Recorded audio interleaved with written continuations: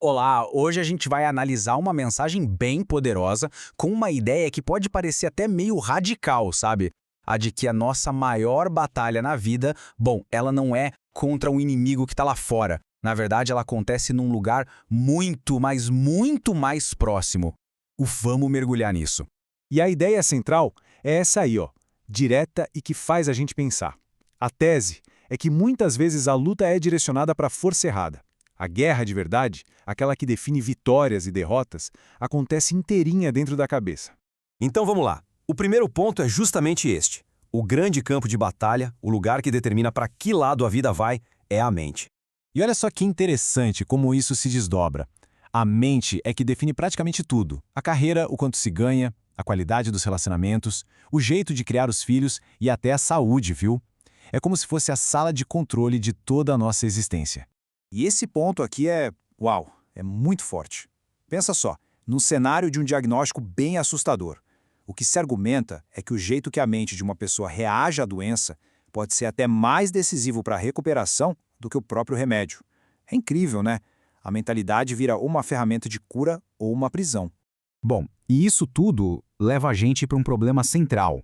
Existe uma diferença, e é uma diferença gigante, entre aquela decisão de momento, sabe, de mudar, e o processo de mudança de verdade. Vamos entender melhor essa distinção.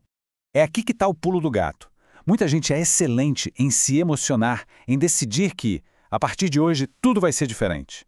Nesse momento, na conversão, se garante. Mas na hora do vamos ver, na prática de se tornar diferente, que é a tal da transformação, aí é que o negócio complica para a maioria. E a diferença fica muito clara aqui, né? De um lado, a conversão. É aquele pico de emoção, a decisão de domingo que dá um quentinho no coração. Do outro, a transformação. E aí a gente está falando do trabalho duro, contínuo, da segunda-feira de manhã, quando a vida real chama. Não é sobre se sentir bem, é sobre se tornar uma pessoa nova. Ok, então como é que se sai desse ciclo? Existe uma solução? Bom, a fonte dessa mensagem aponta para uma instrução bem antiga, lá do apóstolo Paulo, no livro de Romanos. E o conceito principal é esse aqui: sacrifício vivo. Mas o que isso quer dizer? Calma, não é uma morte de verdade, claro. A ideia é a de uma rendição total, voluntária. Deixar para trás os padrões que destroem, o ego, os velhos jeitos de pensar.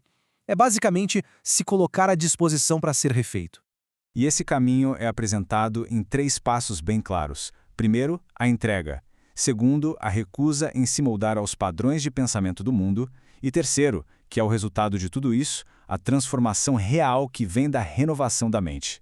O ponto aqui é que isso não é só uma sugestãozinha amigável, é um apelo, quase um por favor, faça isso. E por que Paulo implora? Porque essa rendição total exige uma coragem que, olha, não é para qualquer um.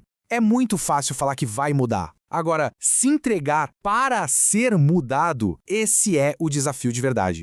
Beleza, mas como isso funciona na prática? Como essa rendição no dia a dia? Bom, tudo começa com a decisão de largar as máscaras que a gente cria. Pensa bem, todo mundo faz isso, né? A gente cria um personagem para o trabalho, outro para a família, um terceiro para os amigos. Usamos essas máscaras para nos proteger, para sermos aceitos, para fugir de briga. O problema é que a gente se acostuma tanto com isso que acaba não sendo uma pessoa inteira em lugar nenhum. E aí que está a questão. A mudança de verdade não acontece com um personagem, com um ator. A fonte até usa aquela analogia de Adão se escondendo atrás da moita, sabe? A transformação só pode começar quando se sai do esconderijo e se apresenta como de fato se é, com as falhas e tudo mais. E tem uma história que ilustra isso perfeitamente, a do filho pródigo. A grande virada na vida dele não aconteceu num palácio não, foi lá no fundo do poço, no ponto mais baixo que ele podia chegar, no meio da sujeira e do desespero. E esse é o momento chave da história. A mudança não foi por fora, não foram as roupas, o lugar onde ele estava, o dinheiro. Foi tudo por dentro. Lá, no meio do chiqueiro, a mente dele mudou. A passagem diz que ele caiu em si. Foi essa transformação mental que deu impulso para voltar para casa. E isso tudo nos traz para a nossa conclusão. A mente não é só um campo de batalha. Ela é o campo de batalha. É ali que as guerras mais importantes da vida são vencidas ou perdidas. A mensagem é bem direta. As batalhas espirituais que realmente importam não são travadas com forças externas, mas sim contra as fortalezas, as mentiras que se instalam dentro da própria mentalidade. É ali, dentro da cabeça, que o destino é decidido.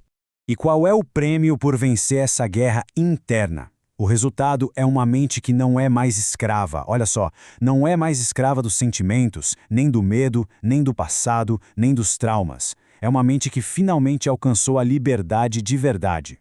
E o fechamento é com essa mensagem muito forte. A ideia não é só sobreviver, sabe? Não é só aguentar o tranco, suportar as dificuldades. O propósito real é alcançar a vitória. A vitória sobre aquelas batalhas internas que nos deixam presos. Então, para fechar, fica essa pergunta. É um convite para a gente pensar. Depois de tudo isso, a questão não é só o que a gente aprendeu, mas o que fazer com isso? Quais são aquelas fortalezas na mente, aquelas mentiras, aqueles medos que precisam ser enfrentados e derrubados a partir de agora?